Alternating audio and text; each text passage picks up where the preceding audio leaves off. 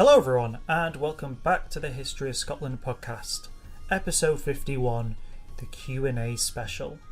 I'm your host Fraser, and today's instalment is not just any episode, it's a special Q&A session that promises to peel back even more layers of Scotland's storied history and also some history about myself.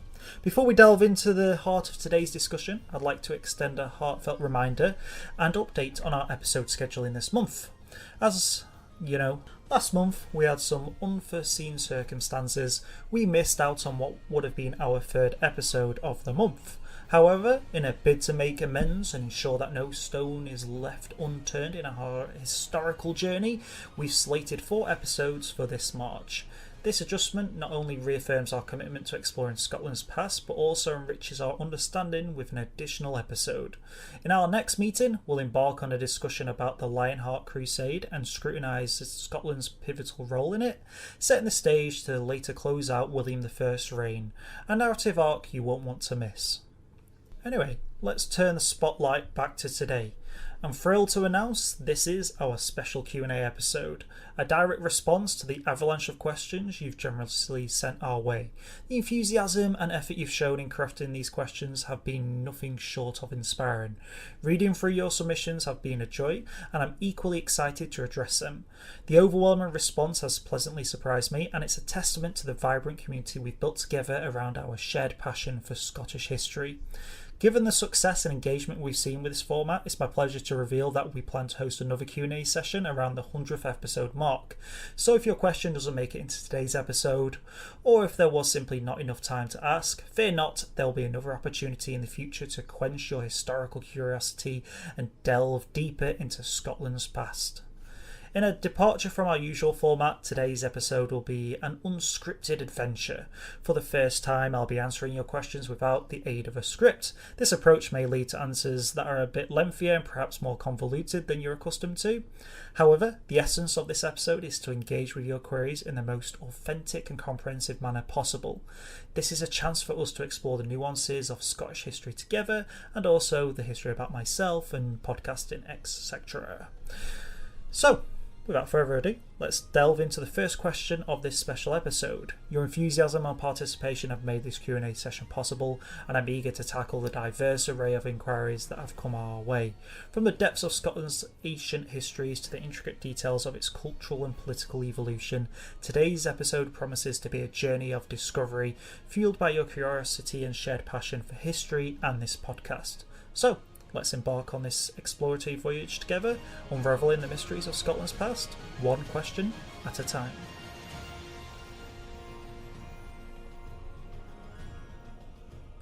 So, let's start with the first question. So again, we're going off script now. As you can tell, the intro was very scripted. We're now off script. So let's see how well we do here. Question 1 from Henry: how did you get into podcasting? Well, Henry, thank you for the question. So, how did I get into podcasting? So, I've actually done a few podcasts before. One podcast I did earlier than the History of Scotland podcast was a kind of a failed one. It was kind of a iconic stories podcast. So I was telling like the rise of Julius Caesar, Napoleon. I did them in 10 episode bite-sized chunks, but I noticed that I got through them and I wasn't delving into enough detail. I wasn't very comprehensive in my answers, and to be honest, there was better sources, better material out there to tell the rise of Julius Caesar, the rise of Napoleon, etc. So that was my previous podcasting history. In terms of my multimedia history, well, I've been doing YouTube ever since I was probably the age of 13. Everyone's done a gaming video back then, so I used to do gaming videos on my YouTube channel, and I had quite a successful YouTube channel up to about 7,000 subscribers, where I learned how to do basic editing, speaking into a microphone, etc. So I've done podcasting in relation to that YouTube channel as well. It was just me and my group of friends just chatting, talking about random things, random events around the world, a lot more freeform than it is with the History of Scotland. So really, I've got quite a good background and history when it comes to podcasting. It wasn't just this was my first podcast and nothing else happened. No, I've had YouTube channels and a previous few podcasts as I worked my way through my multimedia career, let's say. And obviously I started the History of Scotland back in 2020, during COVID. It was a time when I was actually reading a couple of History of Scotland books, and I thought, you know what, no one's ever done a story past of Scotland. Just no one ever delved deep enough, in my opinion, to the history of Scotland. So that's where I kind of came up with the idea, and that's where we are today. So yeah, thank you for the question, Harry. Hope that answers your question. Question 2 from John. What is your interest in Scottish history? Well, that's a bit of a broad question, John, but thank you regardless. My interest in Scottish history. Well, first off, let's start off with the obvious. I won't say my last name for obvious reasons, but my first and last name is Scottish. My father's side of the family is Scottish. All my relatives live in Scotland, so I do have massive Scottish heritage. They all live around Glasgow area. Second, in terms of Scottish history, I've always been interested in more Britannic history, so the history of Britannia, so the history of England, Ireland, Wales and Scotland. And well, I feel like the history of England is something I was taught in school a lot since I'm English. So I was taught all about, William the Conqueror, Richard the Lionheart, John Lackland, the 100 Years' War, etc., Henry VIII. I feel like I know all that stuff like it's the back of my hand. The Scottish history, I only knew little bits. I knew about James I from an England perspective. I knew about Mary Queen of Scots. Obviously, everyone knows about William Wallace and Robert the Bruce, but I didn't know much else. So my interest in Scottish history actually came from a learning curve from myself to learn more about Scotland. So when I started delving more into Scottish history myself, I started to think, well, this is actually really interesting and this would be really cool to share with other people. And I feel like in the British Isles, in terms of ranking order, everyone knows about English history. Everyone knows that Wales' history is around kind of English history at the same time. You've got the Welsh longbowmen in the 100 Years' War, and obviously you've got the story of Llewellyn the Great and the Welsh stories there, but again, they're not quite detailed. Irish history is quite well told due to obviously the many the many ways the English have treated the Irish over the years. And Scottish history, I feel, has always been told through the most popular stories. So the popular stories being William Wallace and the Quest for Independence with Robert the Bruce, Mary Queen of Scots, the Union of the Crowns, things like that. They're always well-told stories that are merged together. And the things I don't hear a lot about are, the stories that we've gone through, the Davidonian Revolution. The reason why I go on about the Davidonian Revolution so much is that's such a crucial part in Scottish history where everything changes, everything becomes more Normanised, more French, more in line with the European kingship model, and it kind of modernises itself. And I was never taught that, never knew about that, and yeah, that's why my interest is to find out things like that. Now, there's certain things that I've been told. I went to Fort George. I've been to Fort George quite a few times in Scotland, which is in Inverness, and I've learnt a lot there, such as the Jacobite rebellions and the rebellions of the clans. So I'm looking forward to telling those stories.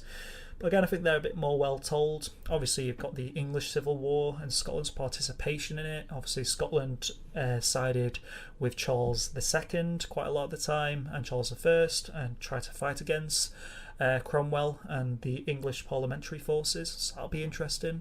So yeah, I guess in short of this long convoluted answer, hence why I do scripts in my actual episodes, my interest comes from the urge to learn more of history that I don't know.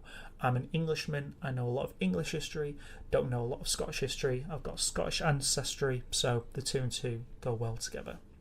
Hope that answers your question. Thank you very much. Question 3 from Cassie. What other historical subjects, era, topics do you find interesting? Okay, well, let's rattle some off. So I think the first and most obvious one would be kind of my military history background. I would say I'm a lot more versed in military history than I am in general history. So yeah, I like learning about the First World War, the Second World War. I like learning about the First World War more because I find it's, again, one of the ones that gets kind of forgotten about when you think about the first two World Wars. Everyone wants to talk about Hitler and the Nazis and the Second World War and not the first one. So yeah, I like to learn about that. I like to learn about Napoleon. In fact, fun fact, Napoleon shares the same birthday as me, and he is my favourite historical character. Like, my favourite historical person is Napoleon and Julius Caesar, and I am I'm in love with the Napoleonic era. So Napoleonic era, the two world wars, obviously I love the medieval era as well, the Crusades. I like learning about the 100 Years' War. What else? American Civil War as well. I've recently got into learning more about that. That's been cool.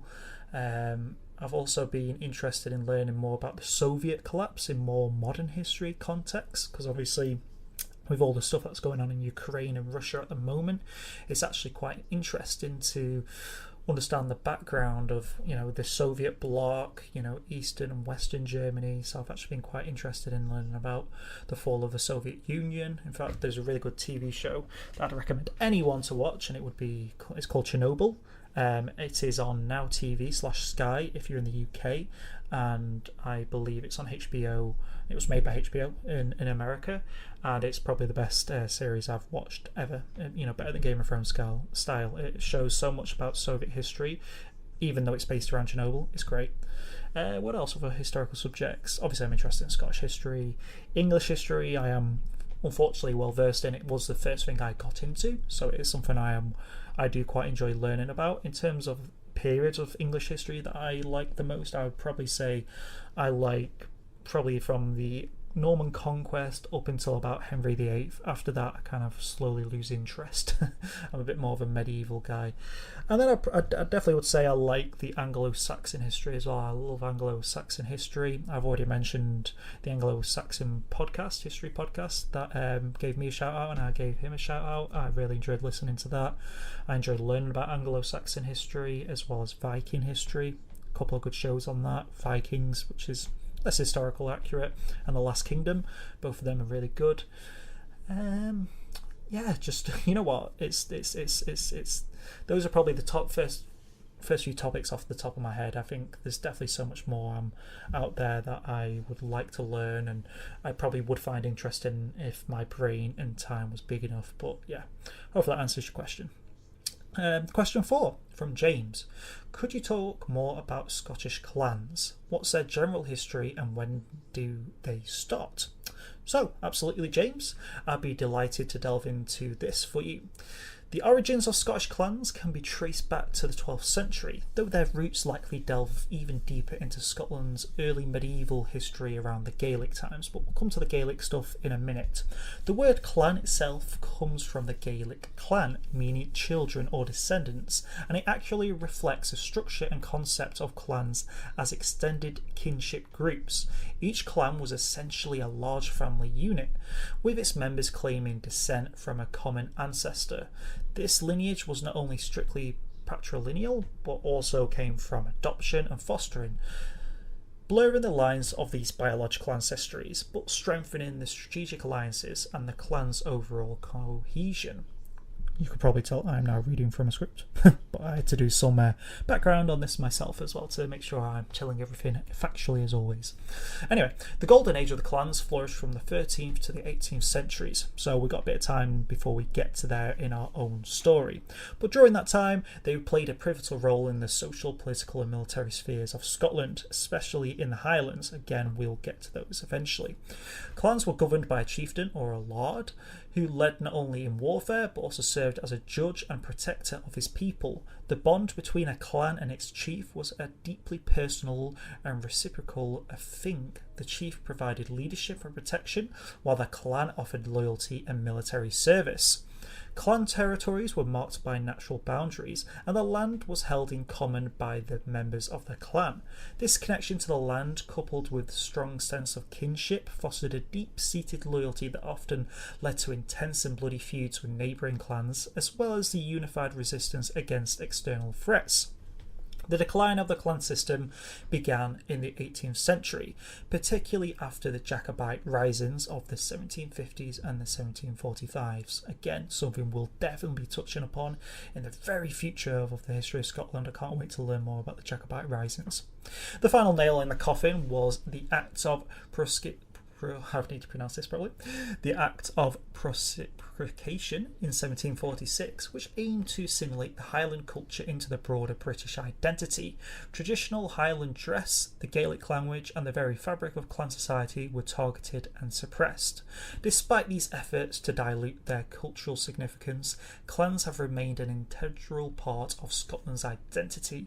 Today they are celebrated for their rich heritage, with the clan gatherings, games and societies thriving not only in Scotland but around the world, uniting people with Scottish ancestry under the banner of their ancestral clans.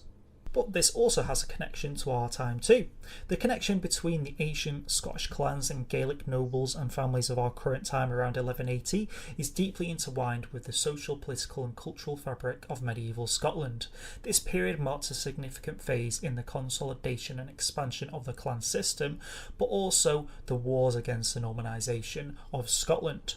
Around 1180, Scotland was undergoing significant transformation, as we know. The country was gradually moving from a patchwork of smaller, often competing kingdoms and territories into a more unified realm.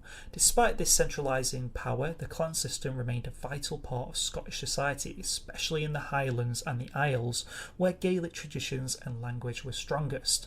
The Gaelic nobles and families of this era were not just leaders or landholders, they were living embodiments of their clan's history, culture and identity, some dating back to the ancient Celtic kings and heroes. This ancestry was not merely a matter of pride, it was a source of their authority and legitimacy. The stories, deeds and legendary exploits of their ancestors fighting the Romans in songs, poems and tales reinforce their status and connection to the people.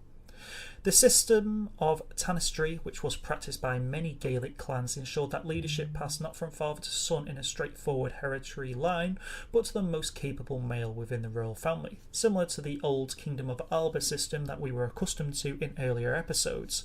This method aimed to ensure strong leadership, crucial for the survival and prosperity of the clan in challenging political and physical landscapes of medieval Scotland. Moreover, the Gaelic nobles and families were integral to the administration of the kingdom. They served as kings' representatives, lawgivers and judges in their territories. Both Gaelic custom and emerging feudal laws introduced from Normandy and England. Their castles and fortifications were centres of power, culture and learning, reflecting the fusion of Gaelic traditions with European influences that characterised the period. This era also saw Gaelic nobles engaging in and shaping political dynamics of Scotland through the alliances, marriages and sometimes conflicts with their neighbours. Think of our last episode with our Gilbert. The influence of Gaelic nobles and families around 1180 is a testament to the resilience and adaptability of the clan system. It not only survived the centralising efforts of the Davidonian Revolution, but it continued to flourish, fostering a unique Scottish identity that will later come into effect in the 13th century onwards. The period set the stage for the enduring legacy up to Scotland in the present day. Hopefully that answers your question. Sorry for a long answer there, but I thought I'd give you a proper detailed answer with proper references in it. If you got any more questions around Gaelic history and clan history, I definitely recommend reading a couple of books. I'll try and get them put in the bottom of this episode. If not, I'll get them in next week's episode. Question 5 from Elzig. Over the centuries and weeks, there's a mention of the Scottish-English border as if it was a fixed thing with lots of raiding from both ends. Is this true, or was it a moving entity? First off, great question. The Scottish-English border has indeed been a focal point of our exchange over the past centuries. Your query touches on a complex aspect of British history marked by fluctuating boundaries and frequent raiding. To delve into this topic properly, it's thrilling to announce that we will be dedicating a special two-parter to this very subject soon, offering a comprehensive explanation of the historical dynamics at play. So, the notion of the border as a fixed entity is somewhat misleading when we consider the border span of history. While today we recognise the border as a well-defined line, in history it tells a story of a continuous movement, negotiation and conflict. Think of how much land David I had in England under his leadership compared to Malcolm IV and William the Lion, for example. That border was continuously moving. During the medieval period, especially from the 12th to 16th century, the border was far from being a static line on the map. it was more of a frontier zone, a broad swath of territory that witnessed constant shifts in control between Scottish and English forces, influenced by battles, treaties and marriages. This region was characterised by its lawlessness, with the practice of reaving, which was raiding, being commonplace among the border families. These families, both Scottish and English, lived in a near constant state of feudaling and raiding, driven by the need to protect their livestock, lands and livelihoods from their neighbours. The border families, or the border reivers as they were known, played a significant role in this in the history of Scotland and the history of England from the 13th to 17th century. These families often lived in a state of near constant warfare due to the lawlessness in the area. So let's rattle off some of the famous border families for you. We had the Armstrongs, the Kerrs, or Carrs as pronounced, the Scotts, the Grahams, the Douglas family, and the Elliots.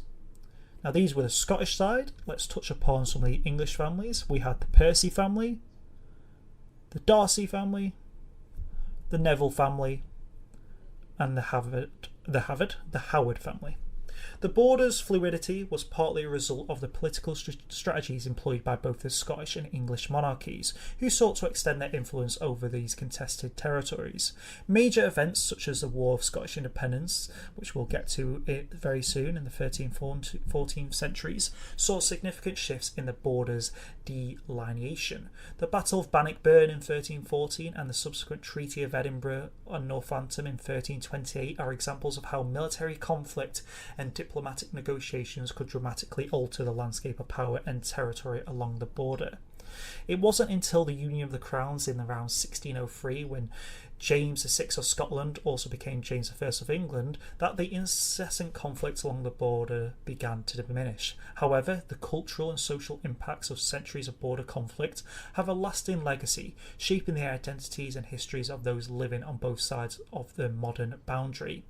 In our upcoming special two-parter on the subject, we'll dive deeper into the historical shifts of the Scottish-English border, exploring the reasons behind its fluidity, the impact of raiding on the lives of those in the border regions, and how the tumultuous history has influenced the relationship between Scotland and England up to the present day.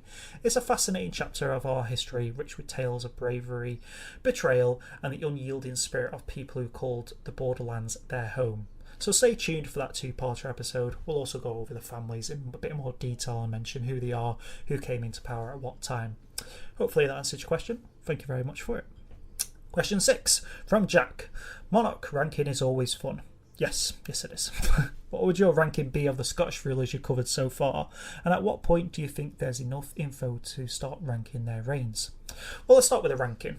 The ranking is quite tumultuous and complex, given, sources and how I would rate a king. I rate kings kind of who are stable, who have strong leadership, who can rule effectively in Scotland and actually keep the kingdom together, do some great changes. So with that, my first great king, my number one in the list, would be David I. Obviously, David I and everything he accomplished in his reign, from the Davidonian Revolution to all the other reforms, to the amount of land he held, to the land he held in England, it was massive, and obviously the amount of years he reigned for as well. And not only that, but when David I died, obviously he was able to pass on his land to his grandson very successfully, which marks kind of one of the only periods that we've told in Scottish history that didn't involve really in many civil wars. Obviously there was some contesting, but there wasn't a massive war that broke out. So that just goes to say why I love David I. And if you want more info on why I love David I, just go re-listen to the early episodes on David I, especially the last one. I do go into some detail on that.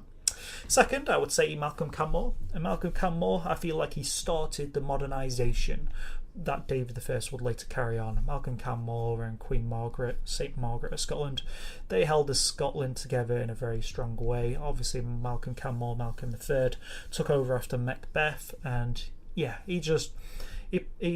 guided Scotland very strongly and left a lasting legacy of his heirs, all of his heirs, who would all come to the throne one by one until they got to David I, and I think that's just a testament to his legacy. Third would be Constantine II. I thought he was a great Alban king. He helped lead a bit more of a modern Alba, if you will, and he helped fight the Anglo-Saxons in a very successful way. So Constantine II definitely is my third choice. After that, I'd probably say fourth would be Alexander III. Obviously, his reign was marked by peace and economic prosperity. Obviously, the Treaty in Perth in 1266, which secured control over the Western Isles, is a highlight of his leadership, but his rule is something we're going to come to very shortly. Alexander I, he was known for his strong and sometimes harsh leadership. Obviously, Alexander I was the previous ruler after Edgar. Edgar's reign, who was Edgar from 1097 to 1107, I would rate him fifth. After that, I definitely want to put a special mention to St. Margaret, Queen Consort. Although she wasn't a monarch, I think her influence on Malcolm III's reign was profound. She steered Scotland towards a greater alignment with European Christendom and reformed the Scottish Church massively, which had long-term implications for the Scottish society and governance that we've constantly gone through in our past episodes. William the Lion's brother, Malcolm IV. I thought Malcolm's reign was challenged by his youth and inexperience, but he managed to overcome these and, maintain peace and his commitments to the church. Then I would probably say around 7th, 8th, I would put William I, William the Lion. Obviously, we're touching upon him at the moment. He was a great warrior king, but I do think his capture at the Treaty of Falaise kind of hindered him on this list, which is why he's further down. Duncan I, even though he's one of the first unkeeled rulers, I do feel he was a bit of a tyrant, which kind of unyielded the empire and caused Macbeth to rise. Not empire, kingdom, sorry. Macbeth would be 9th. He's often unfairly, shown by Shakespeare in a bad light, and I'm sure in our episode what was it called again? I think it was, let's just have a quick look. Episode 20, The Fall of Macbeth and the Rise of Malcolm III, and The True Story of Macbeth, which was episode 18. Basically, episode 18, 19 and 20 I really enjoyed telling, because I feel Shakespeare did such a number of Macbeth that people kind of don't think of him the same way. So I do think he has a bit of a bad rep. He was kind of a strong king, but he was was an overthrower at the end of the day, so he was going to get overthrown himself. And then my last king on this list would be Duncan II. Duncan II was meant to be this great king, he was this Norman king who'd served in the court of the Normans before becoming a king, and he was overthrown by his uncle very shortly. So yeah, he kind of let me down there now. I made that very clear when he came to the throne in 1094. I think in terms of when we can start ranking these kings, it's I don't know, it's by the reign of Malcolm Canmore. I think we can start to see a rich tapestry of sources that include not just Scottish chroniclers but the annals. So I think that gives us more information to go on. I think after the reign of Malcolm III, we just get more and more sources as we go on. So I'd say anything onwards from the 13th century gives us a good deal of information to, rank our kings, but I've managed to rattle off quite a few there that were even from the Kingdom of Alba's time. It's really hard to go through the list of the Kingdom of Alba because, when I look through the list on my my spreadsheet that I have, we've got probably about 12, 13 kings, okay, and I covered those 12, 13 kings over a case of I think about 6 to 7 episodes, which is quite mental. We were doing about 1 or 2 kings per episode, and I mentioned it at the time. There just wasn't enough historical source to go on to do an episode, a bunch of episodes per king. But as soon as we've got to the past the 11th century, I've been able to dedicate 6 to 7 episodes just on one king. So I'd say anything past the 10th, 11th century is a good period to rank kings, but it's down to personal preference. I've referenced kings there before the 10th century, so it's down to whatever you think. Right, this episode is going on quite a long time, so I'm going to try and battle through the last remaining questions. There are quite a few left over, so as I said, I will put those leftover questions in either next week's episode if I have time, or I'll put them in the 100th episode Q&A. We'll see. Anyway, question 7 from Valerian. What topics in Scottish history take your pick for being the most interesting? I've already alluded to it. The Davidoonian Revolution. I'd probably also say the Scottish Wars of Independence and the Jacobite rebellions. And then probably a 4th would be the English Civil War and Scotland's participation in it. Question 8 from Adam. Are there any inspirations you have and take from other forms of media? Can be podcasters, YouTubers? Yes, so I listen to quite a few podcasters. Obviously, everyone's listened to the History of Rome / Revolutions from Mike Duncan. Really enjoy his work. He was the first podcaster I listened to. Yeah, just amazing in terms of the work he's done. He's a leading podcaster in our field and always has been. The second best, in my opinion, has always been the History of England podcast. I've listened to all of it. It's great. So much history is told, and yeah, David is a really great person to listen to. Anglo-Saxon History podcast is another great shout out there. So as YouTubers, I listen to Kings and Generals, History TV, and I also listen to Animated History as well, or some good ones. And also, mumbling my words, I would also recommend Oversimplified as well if you want some simplified history in a bit more of a fun context.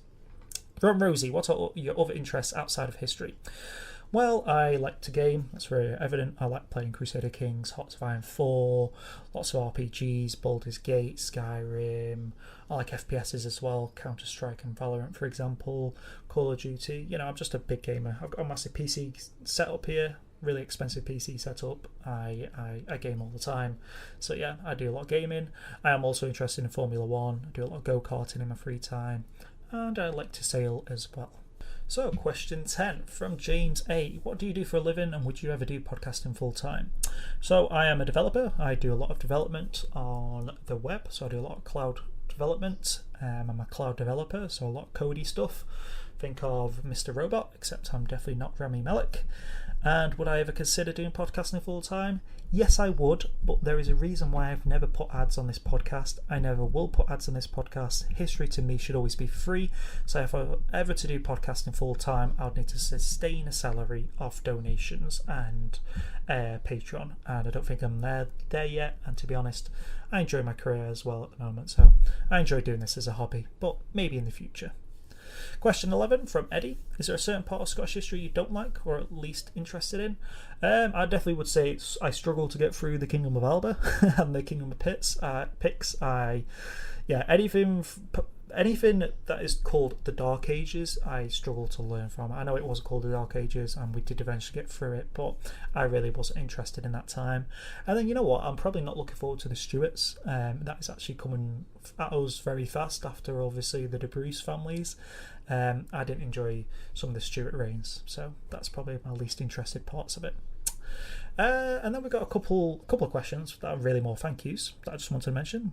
From James R. Excellent podcast as always. The depth you go into is outstanding. Loving the podcast. Thank you. You're very welcome, James. I always try to go into a good amount of depth. I try to make sure I don't mumble my words. I'm getting better pronunciations and giving you guys historical sources. So I'm glad you're enjoying that. And the final question from Boris. Just no question. Thanks for doing this podcast series. I seriously enjoy listening to it every week on the way to work. I just thought I'd put a couple of nice little thank yous at the end. I will make sure to include the 4 leftover questions that we have in either next week's episode or the 100th podcast special.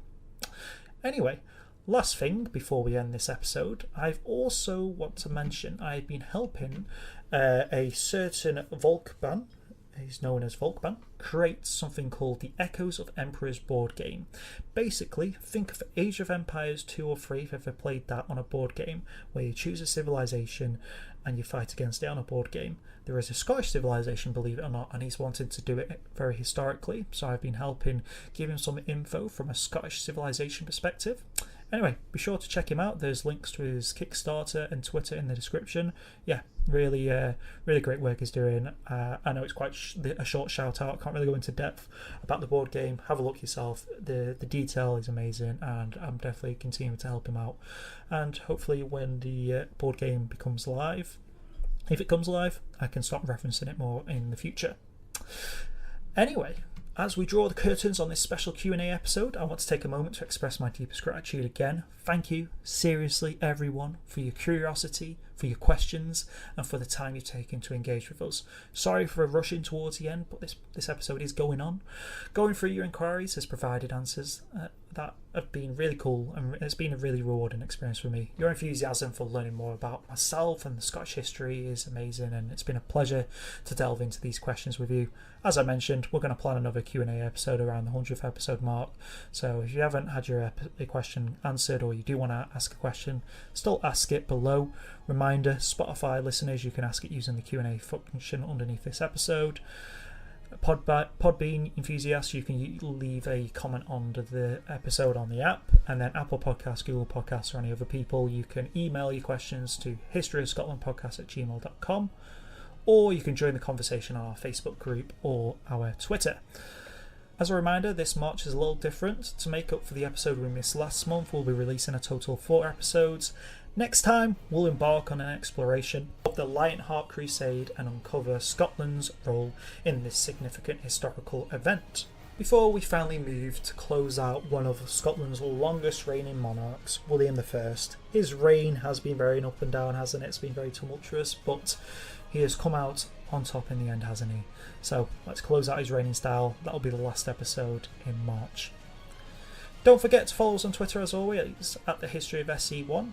That is at the History of SC1, or like our Facebook page at the History of Scotland podcast to stay updated on all things related to Scotland's past. We're around 100 members now in that group, so it's amazing to see. Your support through follows, likes, and especially reviews on your preferred podcasting platform help us reach more people who share our passion for history, so please leave a review if you haven't already. As always, you can listen to our podcast on a variety of platforms, including Apple Podcasts, Spotify, there we go, Google Podcasts, Podbean, and many other podcasting sites.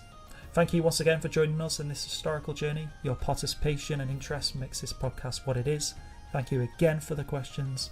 Have a fantastic week ahead, guys, and until next time, stay safe, and I'll see you all on the next one.